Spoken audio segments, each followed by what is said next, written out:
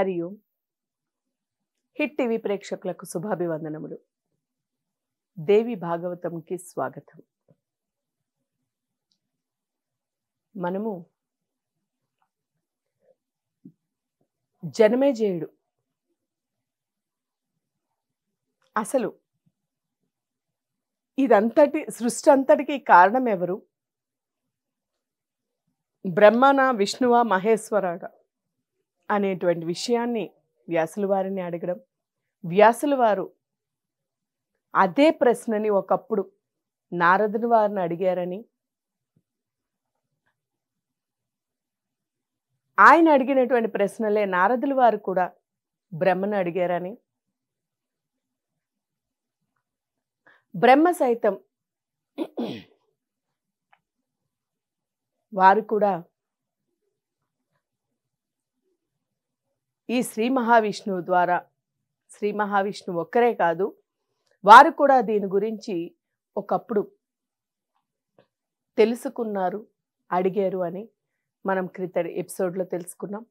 అయితే ఈ జగత్ అంతటినీ కూడా మనందరికీ తెలుసున్నటువంటిది. మామూలుగా అంటే జ్ఞాని కానటువంటి వారు జ్ఞానాన్ని సంపాదించక ముందు బ్రహ్మ, విష్ణు, మహేశ్వరులు వీరు ముగ్గురే కారణము అని ఈ అజ్ఞానంలో పడి వీరినే పూజిస్తున్నారు. ఈ సృష్టి అంతటికీ కూడా కారణం వారే అని చెప్పి వీరినే పూజిస్తుంటాము. కానీ ఎప్పుడైతే జ్ఞానం సంపాదిస్తారో జ్ఞానులందరూ కూడా, మహర్షులు, జ్ఞానులు అందరూ కూడా వీరు ఆధీనభూతులే, స్వతంత్రులు కారు. వీరిని సైతం సృష్టించినటువంటి ఒక అతీతమైనటువంటి, అద్వితీయమైనటువంటి, నిర్గుణ అయినటువంటి, నిరాకార అయినటువంటి, ఒక అతీతమైనటువంటి ఒక శక్తి, ఒక మూలం ఉన్నది. త్రిశక్తి స్వరూపము. ఆ త్రిశక్తి స్వరూపమే అంటే త్రిశక్తుల యొక్క కలయిక. లక్ష్మి, సరస్వతి, కాళీ ఈ మూడు శక్తుల యొక్క కలయికే ఆ ఆది పరాశక్తి. ఆవిడే ఈ జగత్తంతటికీ కూడా మూలము, స్వతంత్రురాలు. అంతటా ఉండేటువంటి ఆవిడ. ఆ శక్తి లేనిదే ఎవరము కూడా ఏ కార్యము కూడా చెయ్యలేము అని మన బ్రహ్మ నారదుల వారికి తెలియపరిచారు. అలా తెలియపరుస్తూ ఒకానొక సమయంలోని నేను ఆ యొక్క కమలంలోని, అంటే నేను జన్మించినటువంటి కమలంలో కూర్చుని నేను చూస్తే ఏమీ తెలియడం లేదు అక్కడ. అసలు మూలం ఎవరు, నేను ఎలా పుట్టాను, నా ఈ జన్మకి కారణాలు ఎవరు, నా తల్లిదండ్రులు ఎవరు అని నేను ఆలోచిస్తూనే ఉన్నాను. ఇలా ఆలోచిస్తూ స్మరిస్తూ ఉండంగా తప్ తప్ తప్ అని నాకు ఆకాశవాణి ద్వారా వినిపించింది. ఆ వినిపించిన దాని ద్వారా నేను తపస్సు చేశాను. తపస్సు చేసిన తర్వాత నాకు ఆ పరమాత్ముని అనుగ్రహంతో, పరమేశ్వరి యొక్క అనుగ్రహం ద్వారా సృష్టి అని వచ్చింది. ఏమి సృష్టి చెయ్యాలి, ఎలా సృష్టి చెయ్యాలి ఏమీ తెలియదు నాకు. ఇలాగా ఆలోచించే సమయంలోనే మధుకైటవులు రావడము, మధుకైటవుల నుంచి తప్పించుకుని నేను ఏ కమలంలో అయితే నేను జన్మించానో ఆ కమలం యొక్క నాడి, ఆ యొక్క కొమ్మ ద్వారా నేను దాని లోపల నుంచి వెళ్ళి అలా దాని ద్వారా వెళ్ళంగా శేషపాన్పుపై పయనిస్తూ శయనిస్తూ శ్రీ మహావిష్ణువు కనిపించాడు. ఆయన నిద్రారూపంలోని ఆ జగజ్జనని నిద్రారూపంలోని ఆయనలోని ఉండి ఆయనని పుచ్చుతున్నప్పుడు నేను ఆ జగన్మాతని ప్రార్థించి శ్రీ మహావిష్ణువు నిద్ర నుంచి మేల్కొల్పడం, ఆ మేల్కొన్నటువంటి ఆ శ్రీ మహావిష్ణువు మధుకైటవులతోని యుద్ధము చేయడము,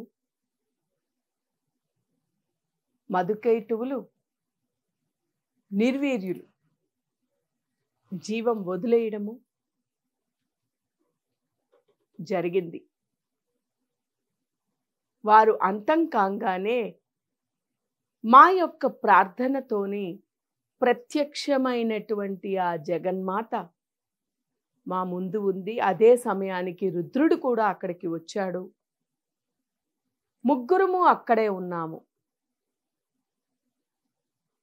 ఆవిడని చూసి ఆ దివ్య మంగళ స్వరూపాన్ని దర్శించుకొని, ఆ జగన్మాతని దర్శించుకొని మా యొక్క ఆనందానికి అవతులు లేవు. అద్భుతమైనటువంటి ఆ తేజస్సుకి తట్టుకుని నిలబడే శక్తి కూడా మాకు లేదు. అప్పుడు శ్రీ మహావిష్ణువు, నేను కూడా ఆధీనభూతుణ్ణే, నేను నీవు రుద్రుడు మనం అందరము కూడా, మన ముగ్గురము కూడా ఈ జగత్కారిణి, జగత్ సృష్టి స్థితిలయ కారిణి అయినటువంటి ఆ జగన్మాతయే మనకి తల్లి. మనమందరము కూడా ఆవిడ యొక్క పిల్లలమే.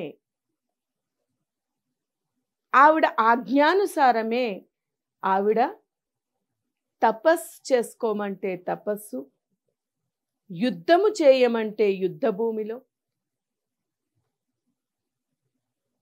శ్రీ మహాలక్ష్మితోని కలిసి ఉండమంటే ఆవిడతో ఈ రకంగానే నడుస్తుంది తప్ప నేను కూడా స్వతంత్రుణ్ణి కాదు. లేకపోతే నేను మత్స్య కూర్మ వరాహ అటువంటి యోనులలోని జన్మించాలని నాకు మాత్రము ఆసనా? ఆ జగన్మాత ఆజ్ఞ ప్రకారమే నేను అవతారాలు ఎత్తుతూ, అధర్మం పెరిగిపోయినప్పుడు ధర్మస్థాపన కోసం నేను చేస్తూ ఉంటాను తప్ప మనందరికీ కూడా ఆధీనభూతురాలు, మనందరికీ కూడా ఆధీనం ఎవరు అంటే జగన్మాత ఆది పరాశక్తే అని ఇలా చెబుతూ ఉండంగానే జగన్మాత అక్కడ ఉన్నప్పుడు ముగ్గురు కలిసి నమో దేవి మహాదేవి సృష్టి స్థితిలయకారిణి అని చెప్పి ఆవిడని పూజించేసరికి, స్మరించేసరికి ఆ తల్లి ముగ్గురిని కూడా ఆశీర్వదించి, మేము ఏమి చెయ్యాలో చెప్పు తల్లి, నీ ఆజ్ఞ ప్రకారం మేము చేస్తూ వెళతామన్నప్పుడు శ్రీ మహావిష్ణువుని, నీవు సత్వగుణ సంపన్నుడు, నువ్వు పాలించు, బ్రహ్మని సృష్టి చెయ్యని చెప్తుంది. ఎప్పుడైతే ఆయనని సృష్టి చేయమని చెబుతుందో బ్రహ్మ చుట్టూ చూస్తే మహాసముద్రం, నీరు తప్ప ఏమీ లేదు. ఇటువంటి నీటిలోని ఏమి సృష్టి చేయను, ఎవరిని సృష్టి చేయను తల్లి, ఎలా సృష్టి చేయను తల్లి అని ఆయన వేడుకుంటాడు. ఎప్పుడైతే ఆయన ఇలా ప్రశ్న వేశాడో చూడండి, సృష్టికి మూలమైనటువంటి, సృష్టించేటువంటి ఆ బ్రహ్మకే అంతటి సందేహం వస్తే మనం ఎంత చెప్పండి.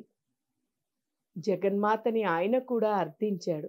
ఎప్పుడైతే ఆయన ప్రేమపూర్వకంగా ఆ తల్లిని మాతృత్వ భావనతోని, మాతృ ప్రేమతోని ఆ తల్లిని అడిగాడో, ఆ తల్లి చిరు మందహాసముతోని ఒక విమానము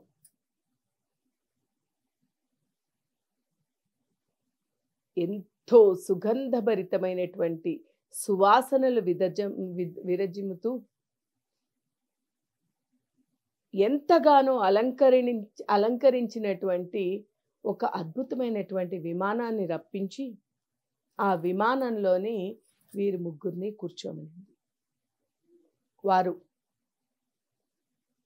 అందులోనికి వెళ్ళి ఎటు వెళ్ళారు, వారు ఏమి తెలుసుకున్నారు అనేటువంటి విషయాన్ని మనం రాబోయే ఎపిసోడ్లో తెలుసుకుందాం.